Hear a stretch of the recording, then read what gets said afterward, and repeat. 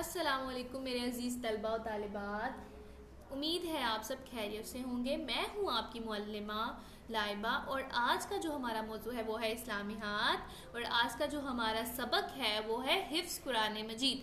अब हम B lift 1 में सबसे पहले इसका हासिलात ताल्लुम देख लेते हैं, यानी कि हमारा एसएलओज़ क्या है वो देख लेते हैं और आज हमने क्या पढ़ना है उसके बारे में देख लेते हैं। सबसे पहले हम ये देखते हैं कि कल हमने क्या पढ़ा। हमने आयतल कुर्सी के बारे में पढ़ा, उसकी अहमियत और फजीलत के बारे में, और हमने ये पढ़ा कि हमें इससे क्या फ़ायदा होगा और हमें इसको किस वक्त पढ़ना चाहिए। आगे हमारे पास आज हमने पढ़ना है सूरह फील और सूरह क्रैश के बारे में, ठीक है, उसकी फजीलत के बारे में, और हमने पढ़ना है कि इस सूरत के ज़रिए हम रोज़मर्रा की ज़िंदगी में क्या सीख सकते हैं, ठीक है, उसके बारे में हमने पढ़ना है। चलिए तो हम अपना सबसे पहले बी लिफ्ट 2 स्टार्ट करते हैं, जहाँ पे आज हमारा सेकंड लेक्चर स्टार्ट होगा।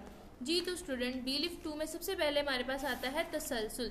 तसलसल का क्या मतलब होता है? तसलसल का मतलब होता है ब्रिजिंग, यानी कि हमने अभी तक जो प्रीवियस में पढ़ा, ठीक है, उसको यूटिलाइज करते हुए हमने क्या करना है, इस सवालात के जवाब देने। जैसे हमारे पास पूछा गया है कि आयतल कुर्सी में किस चीज़ का बयान है और इसकी फजीलत क्या है, ठीक है, उसके बारे में हमने यहाँ पे लिखना है। आगे हमारे पास आता है मरकज़ियत। मरकज़ियत क्या होती है? मरकज़ियत पर क्लिक करने से हमारे पास एक लिंक ओपन होता है जहाँ पे हम इस बी लिफ्ट 2 का एक प्रॉपर वीडियो लेक्चर देख सकते हैं, ठीक है।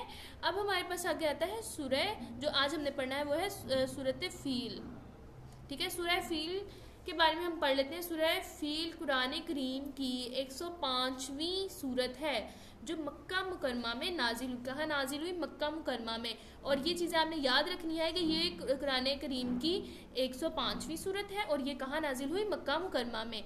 आगे बताया गया है इसमें इब्राहा के लश्कर का जिक्र है जो खाना काबा को तबाह करने आया था। और आपको एक और इन्फॉर्मेशन देती चलूँ कि ये जो इब्राहा का लश्कर था ये यमन से आया था, मगर अल्लाह ताला ने परिंदों के ज़रिए इस लश्कर को तबाह कर दिया और बैतुल्लाह की हिफाजत फरमाई। इस सूरत में हमें ये सबक मिलता है कि अल्लाह ताला ही सबसे बड़ी ताकत का मालिक है, जो ताकतवर और कमज़ोर चीज़ों से शिकस्त दे सकता है।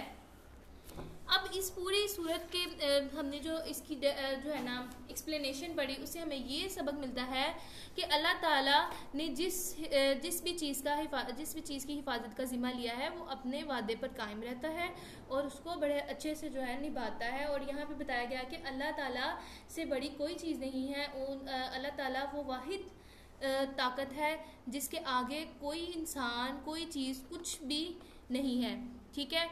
आगे अब यहाँ पे हमारे पास एक और सूरत आती है, ठीक है, जो हमने पढ़नी है सूरह कुरैश, ठीक है। यहाँ पे जो हमने अभी सूरह फील पढ़ी है ना वो भी उसने लिखी हुई है, ठीक है, आपने इसको भी अच्छे से रीड कर लेना। आगे हमारे पास आती है सूरह कुरैश, उसके बारे में हम पढ़ लेते हैं। पहली आयत में मौजूद लफ्ज़ की वजह से इस सूरत का नाम सूरह कुरैश रखा गया है। ये भी बात आपने याद रखनी है कि इसका नाम सूरह कुरैश क्यों रखा गया, जो अरब के मशहूर कबीले का नाम है। आप सल्लल्लाहु अलैहि वसल्लम का ताल्लुक भी इसी कबीले से था। ये भी बात बहुत इंपॉर्टेंट है स्टूडेंट्स, ये भी आपने याद रखनी है कि जो जिस कबीले के नाम से इस सूरत का नाम रखा गया था, आप सल्लल्लाहु अलैहि वसल्लम भी उसी कबीले से ताल्लुक रखते थे। ये सूरत मक्की और आखिरी पारे में है जो 1 रुकू और 4 आयात पर मुश्तमिल है। ये भी तादाद आपने स्टूडेंट्स अच्छे से याद रखनी है, ठीक है। ये आपको एमसीक्यूज भी आ सकता है और आपसे ये क्वेश्चन भी किया जा सकता है पेपर्स में, ठीक है।